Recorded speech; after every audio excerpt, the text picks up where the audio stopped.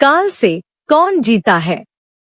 मानव जीवन में समय, परिस्थिति और स्थान बड़ी भूमिका अदा करते हैं। कई बार जो कुछ भी घटित होना होता है उसी के अनुरूप परिस्थितियां बनती चली जाती है। कलयुग में एक ही चक्रवर्ती सम्राट हुए हैं और वह थे सम्राट विक्रमादित्य, जिनके नाम पर भारतवर्ष में विक्रम संवत की शुरुआत हुई। विक्रमादित्य एक बहुत ही पराक्रम, विद्वान, कुशल प्रजापालक, धर्मज्ञ एवं परोपकारी राजा थे। राजा विक्रमादित्य अपनी प्रजा को पुत्रवत प्यार करते थे तथा रात्रि में वेश बदलकर अपनी प्रजा के हालात और कुशलक्षेम जानने के लिए नगर भ्रमण हेतु निकल जाया करते थे। एक बार यूं ही राजा विक्रमादित्य वेश बदलकर देर रात्रि में नगर भ्रमण हेतु निकले। भ्रमण करते करते अमृत वेला का समय हो गया, पांव फटने लगे थे। भोर के इस समय राजा विक्रमादित्य नगर की परिक्रमा वाले मार्ग से गुजर रहे थे। मार्ग के दूसरी ओर घना जंगल प्रारंभ हो जाता था। अगर आप चैनल पे नए हैं तो सब्सक्राइब कर ले। अचानक राजा ने देखा कि एक नौजवान लकड़हारा कंधे पर कुल्हाड़ी लिए जंगल में प्रवेश कर गया और लकड़ी काटने के लिए एक ऊंचे वृक्ष पर चढ़ गया। तत्काल ही राजा विक्रमादित्य ने देखा कि एक भयानक रीछ दौड़ा आया और उसी वृक्ष पर चढ़ने लगा जिस पर वह नौजवान लकड़हारा लकड़ी काट रहा था। रीछ को वृक्ष पर चढ़ते देखकर राजा को बड़ा अचंभा हुआ, क्योंकि रीछ तो वृक्ष पर कभी नहीं चढ़ सकता। उस नौजवान लकड़हारे ने जब रीछ को अपनी ओर आते देखा तो उसके हाथ पांव फूल गए। भय के कारण उसके हाथ से वृक्ष की टहनी छूट गई और पृथ्वी पर गिरकर उसके प्राण पखेरु उड़ गए। तब रीछ वृक्ष से नीचे उतरा और राजा के देखते ही देखते उसने एक सुंदर लड़की का रूप धारण कर लिया और जंगल के समीप ही स्थित एक कुएं की जगत अर्थात मुंडेर पर जाकर बैठ गई। राजा दूर खड़ा कौतूहल से यह सब देख रहा था और सोच रहा था कि यह लड़की बना हुआ रीछ अब क्या करेगा। थोड़ी ही देर में राजा के 2 सिपाही जो रात्रि गश्त पर थे उधर आ निकले और इत्तेफाक से दोनों सिपाही आपस में सगे भाई थे। छोटे भाई की नजर जब कुएं की मुंडेर पर बैठी उस सुंदर लड़की पर पड़ी तो बड़े भाई से बोला, देख भाई कितनी सुंदर लड़की बैठी है, मेरा मन कर रहा है कि मैं इससे विवाह कर लूं। बड़ा भाई बोला, बड़े भाई के होते हुए छोटा भाई कैसे विवाह कर सकता है? बड़ा होने के नाते पहले मेरी बारी है, इसलिए इससे विवाह तो मैं ही करूंगा। तब छोटा भाई बोला, इसे पहले मैंने देखा है, इसलिए इससे विवाह तो मैं ही करूंगा। तब बड़ा भाई बोला कि हम तो व्यर्थ ही झगड़ रहे हैं, क्यों ना हम इस लड़की से ही पूछ ले। यह हम दोनों में से जिसे पसंद करेगी वही इस लड़की से विवाह कर लेगा। इस प्रकार आपस में निर्णय करके दोनों भाई उस लड़की के पास पहुँचे। बड़े भाई ने उस लड़की से प्रश्न किया, हे सुंदरी, आप कौन हो और यहाँ क्या कर रही हो? वह लड़की बोली, मैं पास ही के एक गांव में रहती हूँ और अपने पति की तलाश में निकली हूँ। छोटा भाई बोला, तुम्हारा पति कहाँ है? तुम चाहो तो उसे ढूंढने में हम तुम्हारी सहायता कर सकते हैं। तब वह लड़की बोली, अभी तो मैं कंवारी हूँ और किसी योग्य वर की तलाश में निकली हूँ। तब छोटा भाई बोला, हम दोनों भाई भी अभी कुंवारे हैं, यदि तुम चाहो तो हम में से किसी एक से विवाह कर सकती हो। लड़की बोली, मैं तुम दोनों में से एक से विवाह कर लूंगी, परंतु मेरी एक शर्त है। दोनों भाई बोले, क्या शर्त है तुम्हारी? लड़की बोली, तुम दोनों में से जो भी अधिक बहादुर होगा मैं उसी से विवाह करूंगी। इतना सुनते ही दोनों भाई स्वयं को एक दूसरे से श्रेष्ठ सिद्ध करने की इच्छा रखते हुए आपस में युद्ध करने लगे। लड़ते लड़ते दोनों भाइयों ने तलवारें निकाली और एक दूसरे के पेट में आर पार कर दी। इस प्रकार तड़प तड़प कर दोनों भाइयों ने अपने प्राण त्याग दिए। तब वह लड़की जोर से हंसी और उठकर एक दिशा की ओर चल पड़ी। यह लड़की छलावा अब क्या करेगी? ऐसा सोचते हुए राजा विक्रमादित्य भी थोड़ी थोड़ी दूरी रखते हुए उस लड़की के पीछे पीछे चलने लगे। अब तक सूर्य भगवान भी पूर्ण रूप से उदय हो चुके थे, परंतु सम्राट विक्रमादित्य एक रीछ के वृक्ष पर चढ़ने और फिर एक सुंदर लड़की का रूप बदलने की विचित्र घटना अपनी आंखों से देखकर अपनी सुध बुध खो बैठे थे। उन्हें अपनी भूख, प्यास व राजपाट के विषय में कुछ भी ध्यान ना रहा। ध्यान रहा तो केवल उस रहस्यमयी सुंदर लड़की के विषय में जानने की जिज्ञासा। अतः उस सुंदर लड़की का सावधानी पूर्वक दूरी बनाकर पीछा करते करते लगभग 200 कदम आगे चलने के बाद राजा विक्रमादित्य के विस्मय की सीमा ना रही, क्योंकि राजा विक्रमादित्य के देखते ही देखते एकाएक वही सुंदर लड़की अब एक लड़की नहीं रही थी, अपितु एक जहरीले नाग का रूप धारण कर चुकी थी। वह जहरीला नाग अब बड़ी तेजी से आगे बढ़ने लगा। कुछ दूर आगे चलकर एक नदी बह रही थी। वह भयानक जहरीला नाग नदी किनारे पहुंचकर कुछ क्षण रुका और राजा के देखते ही देखते नदी में कूद गया। नदी के बीचों बीच एक नाव चल रही थी, जिसमें 20-25 लोग सवार थे। वह जहरीला नाव उस नाव की तरफ बढ़ने लगा। सम्राट विक्रमादित्य किनारे पर खड़े यह सब कुछ देख रहे थे। देखते ही देखते वह जहरीला नाग उस नाव में कूद गया। नाग पर नजर पड़ते ही नाव में भगदड़ मच गई और अपनी जान बचाने के लिए लोग नाव से पानी में कूद पड़े। उनमें से जो लोग तैरना जानते थे वे तो तैरकर नदी से बाहर निकल गए और जो तैरना नहीं जानते थे वे सभी लोग पानी में डूबकर मर गए। थोड़ी देर के बाद वह नाग नदी से बाहर निकला और नदी के किनारे किनारे आगे बढ़ने लगा। सम्राट विक्रमादित्य उसके पीछे पीछे चलने लगे। कुछ दूर जाकर राजा विक्रमादित्य को एक बार फिर आश्चर्यचकित होना पड़ा, क्योंकि उस नाग ने एक बार फिर अपना रूप बदला। अब वह एक वृद्ध ब्राह्मण के रूप में था। राजा विक्रमादित्य ने सोचा कि इस बलय रहस्यमय प्राणी के विषय में जानकारी लेने का अब उचित अवसर है, क्योंकि इस समय यह बलय एक वृद्ध ब्राह्मण के रूप में है। अब मैं इससे इसके बारे में सुगमता से पूछ सकता हूँ। यह सोचकर राजा विक्रमादित्य शीघ्रता से उस रहस्यमय ब्राह्मण की ओर बढ़ने लगे।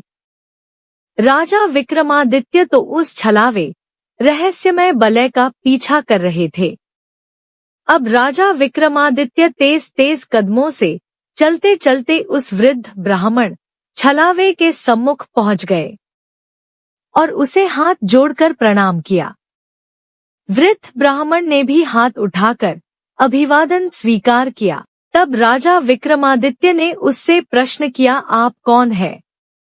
वह बोला, तुम्हें दिखाई नहीं देता? ब्राह्मण हूँ। राजा बोला, आप असत्य बोल रहे हो, आप ब्राह्मण तो नहीं हो। वह बोला, तो फिर तुम ही बता दो मैं कौन हूँ? राजा बोला, तुम वो नहीं हो जो नजर आ रहे हो। वह बोला, मैं जो कुछ भी हूँ, तुम्हें इससे क्या लेना देना? तुम अपने काम से काम रखो और अपना रास्ता नापो। राजा बोला, मैं सच्चाई जाने बिना आपका पीछा नहीं छोड़ूंगा। आपको सच्चाई बतानी ही पड़ेगी। वह बोला, मैंने तुम्हें बताया तो है कि मैं एक ब्राह्मण हूँ। राजा बोला, आप मुझसे झूठ नहीं बोल सकते। मैं आपका तब से पीछा कर रहा हूँ जब से आप रीछ बने हुए थे। उस समय आपने उस नौजवान लकड़हारे को मारा, फिर आप एक सुंदर लड़की बने और उन दोनों सिपाही भाइयों को एक दूसरे के हाथों मरवा दिया। फिर आपने एक जहरीले नाग का रूप धारण करके नदी में छलांग लगा दी और नदी पार कर रही नाव में घुस गए और तुम्हारी दहशत के कारण नाव में सवार यात्रियों में भगदड़ मच गई। नाव पलट गई और आधे यात्री नदी में डूबकर मर गए। अब आपने वृद्ध ब्राह्मण का रूप धारण किया हुआ है। अब सीधी तरह से सच सच बता दो, आप कौन हो? वह बोला, यदि ना बताऊं तो? यह सुनकर राजा ने अपनी तलवार निकाल ली और बोले, तो फिर मरने के लिए तैयार हो जाओ। तुम जानते नहीं, यह राजा विक्रमादित्य की नगरी है और मैं राजा का वफादार नौकर हूँ। इस धर्मात्मा राजा की नगरी में इतने लोगों की जान लेकर तुम जीवित बचकर नहीं जा सकते। अब मरने से पहले जल्दी से यह बता दो कि तुम कौन हो।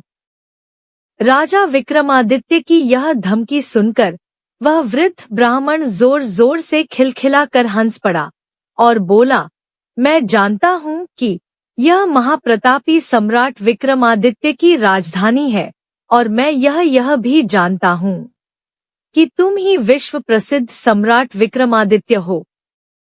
फिर भी एक बात जान लो कि तुम मुझे नहीं मार सकते, बल्कि एक दिन ऐसा आएगा कि मैं ही तुम्हें मरने के लिए विवश कर दूंगा। उसके यह बोल सुनकर राजा विक्रमादित्य सोचने लगे कि जिसने इस वेश में भी मुझे पहचान लिया वह कोई छोटी मोटी हस्ती तो हो नहीं सकती। तो राजा थोड़े विनम्र होकर बोले, अब आपने मुझे पहचान ही लिया है तो कृपया आप बताएं कि आप वास्तव में कौन हो। तब वह ब्राह्मण बोला, किसी ने सत्य ही कहा है कि संसार में 4 प्रकार के हट प्रसिद्ध है, राजहट, बालहट, त्रियाहट और योग हट। तुम राजा हो, राजहट पर अड़े हो। बिना मेरी सच्चाई जाने तुम मानोगे नहीं, इसलिए मुझे बताना ही पड़ेगा कि मैं कौन हूँ। अतः राजन, अब ध्यान लगाकर सुनो कि मैं कौन हूँ और तुम्हारी राजधानी में क्यों आया हूँ। तब उस वृद्ध ब्राह्मण ने बताना शुरू किया, हे राजन, मैं तुम्हें बताता हूँ कि मैं कौन हूँ। जो भी मैं बताऊंगा एक एक शब्द ध्यान लगाकर सुनना। मेरा नाम काल है। तुम जानते हो कि इस संसार में जितने भी प्राणी जन्म लेते हैं उनकी मृत्यु निश्चित है। इसलिए इस भूमि को मृत्युलोक भी कहा जाता है। जब प्राणी माता के गर्भ में आता है तो उसके पूर्णांग बनने के बाद आत्मा उसमें प्रवेश करती है, अर्थात वह सजीव हो उठता है। उसी समय उसकी मृत्यु का समय, स्थान और परिस्थिति अर्थात मृत्यु किस प्रकार से होगी यह भी विधाता की ओर से निश्चित कर दिया जाता है। राजन, तुम यह भी जानते हो कि दुनिया के हर प्राणी के जन्म मरण का लेखा जोखा चित्रगुप्त के पास है।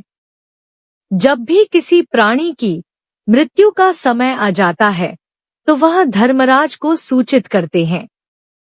अब क्योंकि सभी प्राणियों की मुक्ति, मृत्यु का विभाग भगवान शिव के पास है, अतः धर्मराज उस प्राणी को मृत्यु प्रदान करने की आज्ञा भगवान शिव से मांगते हैं। जब भगवान शिव आज्ञा दे देते हैं तो धर्मराज मुझे अर्थात काल को आज्ञा देते हैं। तब मैं मृत्युलोक अथवा पृथ्वी पर आता हूँ। मुझे यह पता होता है कि किस प्राणी की किस समय, किस स्थान पर और किस परिस्थिति में मृत्यु होगी। मैं उस प्राणी को निश्चित समय पर उसी निश्चित स्थान पर लेकर जाता हूँ अथवा पहुंचा देता हूँ जहां पर उसकी मृत्यु लिखी हुई है अथवा निश्चित है। और जिस प्रकार से उसकी मृत्यु लिखी गई है, मैं उस स्थान पर वैसी ही परिस्थितियां अथवा हालात बना देता हूँ। उस लकड़हारे को मैंने नहीं मारा। राजा विक्रमादित्य बोले, तुम फिर झूठ बोल रहे हो। मैंने स्वयं अपनी आंखों से देखा है कि उस लकड़हारे की मृत्यु का कारण तुम ही थे। वृद्ध ब्राह्मण बोला, बेशक कारण मैं था, लेकिन सांसारिक लोग तो यही समझते हैं कि लकड़हारे की मृत्यु वृक्ष से गिरकर वृक्ष का टहनी टूटने के कारण हुई है, और फिर मुझे तो मृत्यु देव धर्मराज के आदेश का पालन करना ही पड़ता है। उसकी मृत्यु वृक्ष पर से गिरने के कारण लिखी गई थी, इसलिए मैंने रीछ बनकर वैसी ही परिस्थितियां व हालात पैदा कर दिए। नहीं तो जरा सोचो, यदि असली रीछ होता तो क्या कभी पेड़ पर चढ़ पाता? कदापि नहीं। परंतु वह तो मैं था, और मेरे लिए तो कुछ भी असंभव नहीं है। अगर उन सिपाही भाइयों की बात करें तो उनको भी मैंने नहीं मारा। उनकी मृत्यु एक दूसरे के हाथों लिखी थी, अतः उनके लिए मुझे सुंदर लड़की बनना पड़ा। नाव में सवार कुछ लोगों की मृत्यु पानी में डूबने से लिखी थी। इसके लिए मुझे भयानक नाग का रूप धारण करना पड़ा। राजन, मुझे लगता है कि अब तो आप अच्छी तरह समझ गए होंगे कि मैं कौन हूँ और तुम्हारी नगरी में क्यों आया था, और यह भी समझ गए होंगे कि समय, स्थान और परिस्थिति की सांसारिक प्राणी के जीवन में कितनी बड़ी भूमिका होती है। राजा विक्रमादित्य ने वृद्ध ब्राह्मण रूपी काल की बात बड़े ध्यान से सुनी और गंभीर हो गए। काल कहने लगा, हे राजन, अब मैं चलता हूँ। राजा विक्रमादित्य बोले, हे कालदेव, आपने मुझे बहुत अच्छी जानकारी दी है, जिसके लिए मैं आपका बहुत आभार व्यक्त करता हूँ। कृपया जाने से पहले मेरे एक और प्रश्न का उत्तर देते जाइए। कालदेव बोले, पूछो, क्या पूछना चाहते हो? शीघ्र पूछो, मेरे पास इतना समय नहीं है। राजा विक्रमादित्य बोले, कृपा करके मुझे यह बताइए कि मेरी मृत्यु कब, किस स्थान पर और किस प्रकार से होगी? कालदेव बोले, हे राजन, मैं यह तो बता सकता हूँ कि तुम्हारी मृत्यु कहाँ और किस प्रकार से होगी, परंतु यह नहीं बता सकता कि तुम्हारी मृत्यु कब होगी। राजा विक्रमादित्य बोले, हे कालदेव, मृत्यु का समय बताने में आपको क्या आपत्ति है? कालदेव बोले, हे राजन, यदि मैंने पहले ही आपको मृत्यु का समय बता दिया तो इसी क्षण से आप चिंताग्रस्त हो जाओगे, और आप तो जानते ही हो कि चिंता चिता समान होती है। अभी तो आपको अपने शासनकाल में बहुत से शुभ और जन कल्याण के कार्य करने हैं।